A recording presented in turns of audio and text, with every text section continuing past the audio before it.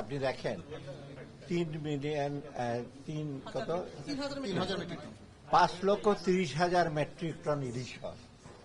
এটা একদিনেরও একটা চাঁদপুর ঘাটের একদিনেরও কম।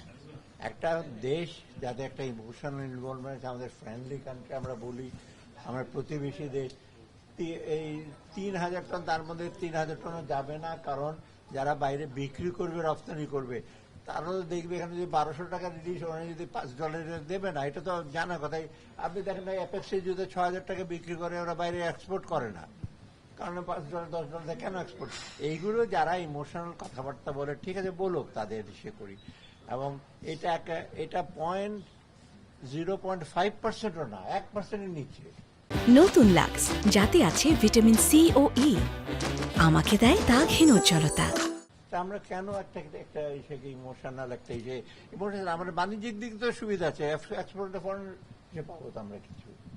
এমনি চোরাচালান হয়ে চলে যাচ্ছে এদিক সেদিক থেকে, আপনি সেটার কোনো ইসে পাচ্ছেন না। এটা অতএব ঠিক আছে, তারা বলুক তাদের, সব ডিসিশন কিন্তু সবার সাথে ইসে করতে হবে।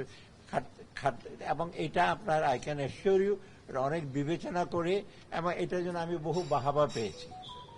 এটা আমি বলবো না কে বাবা দিয়েছে, বলছি এটা ভালো ডিসিশন।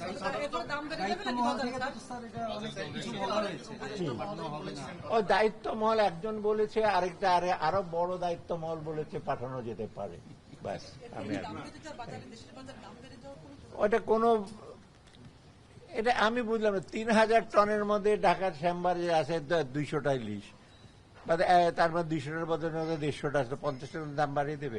দাম তো এমনি বাড়ায় ব্যবসায়ীরা।